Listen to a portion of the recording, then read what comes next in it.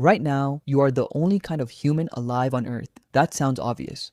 Almost too obvious to say out loud. But it is one of the strangest facts about your entire existence, because for nearly the whole history of humanity, it was never true.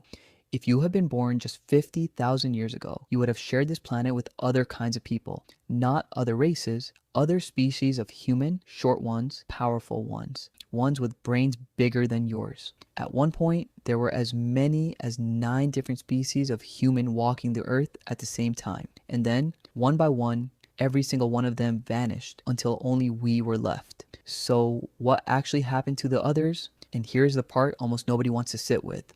We are not entirely sure that we didn't kill them. To understand how strange our situation really is, you have to flip the way you think about human history. We imagine evolution as a straight line, one primitive ancestor slowly becoming us. But that's not how it worked at all. For 6 million years, the human family tree branched again and again. And for almost all of that time, several kinds of human existed side by side. Having only one species of human on Earth, the way it is today, is not normal. It is the exception. It has basically never happened before in the entire history of our kind. And it should make you wonder why it happened now and why it happened to us. So let's meet the others, because they were not the grunting cavemen you're picturing. The most famous were the Neanderthals, who lived across Europe and Western Asia. They were stronger than us, built for the ice, and here's the detail that unsettles people. Their brains were actually slightly larger than ours. They controlled fire, made sophisticated tools, and cared for their wounded and their elderly.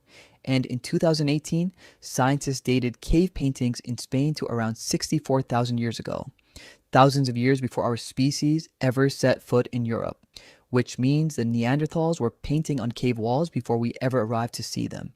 They weren't brutes, they were artists, and they were only the beginning.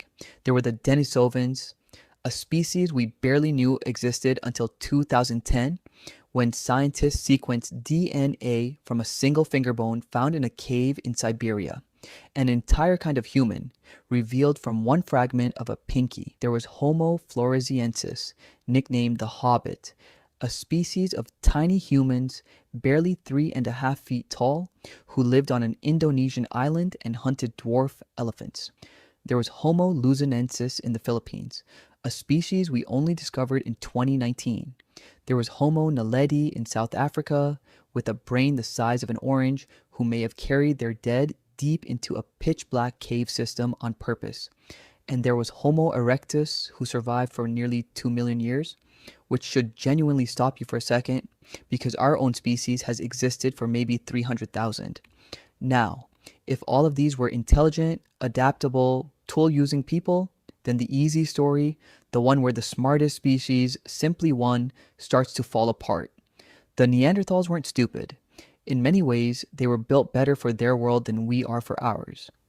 So the real mystery isn't why some primitive creatures died out, it's why so many genuinely capable kinds of human all disappeared in a remarkably short window of time. And here's what makes it even stranger. These weren't distant relatives we never crossed paths with. When our ancestors spread up into Europe and Asia, we and the Neanderthals overlapped for thousands of years. We lived in the same valleys, we hunted the same animals, we made strikingly similar tools. We almost certainly saw each other across rivers and ridgelines, 2 different kinds of thinking, feeling human, sharing the very same world. For several thousand years, you could have stood on a hilltop and known with certainty that you were not the only kind of person on Earth. And then, slowly, that stopped being true. Which brings us to the timing, and the timing is the clue, because here is when it all happened. Around 60 to 70,000 years ago, our species, Homo sapiens, began spreading out of Africa and across the world. And then, everywhere we arrived, the other humans began to disappear. The Neanderthals held on until about 40,000 years ago, based on careful dating published in 2014, and then they were gone. Within roughly 20 to 30,000 years of us leaving Africa, every other human species on the planet had vanished. 9 kinds of human became one, and that one was us. Scientists have argued about why for decades, and the honest truth is there is still no agreement. But the leading theories are all a little uncomfortable. The first is competition. We may simply have been better at surviving in large numbers, forming bigger social networks, trading goods across enormous distances, and inventing weapons that let us kill from a safe range instead of wrestling prey up close. In a world of limited food, we outcompeted them for every single meal until they slowly starved. The second theory is climate. The last ice age hurled brutal, rapid swings at the planet, and the Neanderthals lived in small, scattered groups with very low genetic diversity. So much inbreeding that a single stretch of bad luck could erase an entire population. The third is disease. When we walked out of Africa, we may have carried illnesses they had never encountered, and their bodies had no defense against them. And the fourth theory is the one people avoid saying out loud, that we killed them. There is no smoking gun, no ancient battlefield stacked with proof, but we do know what tends to happen when one group of humans arrives in a land where another group already lives. The pattern is grimly, uncomfortably familiar. But before you decide we were simply the villains or the rightful winners, there is one more discovery, and it changes the entire shape of this story. When the geneticist Svante Pääbo and his team sequenced the complete Neanderthal genome, work so important it won the Nobel Prize in 2022, they found something almost nobody expected. If you are not of purely African descent, you are carrying Neanderthal DNA inside you right now. Somewhere between 1.5% and 2% of your entire genome came directly from them. And those genes are not just silent passengers. They helped shape your immune system, your skin, and your hair, and some of them still influence how your body fights off infection today. The Denisovans left their mark too. A gene inherited from them is the reason people in Tibet can breathe at altitudes that would leave you gasping and dizzy. So the other humans are not just bones behind museum glass. They are working inside living bodies, maybe even yours, at this very moment. We did not only replace them.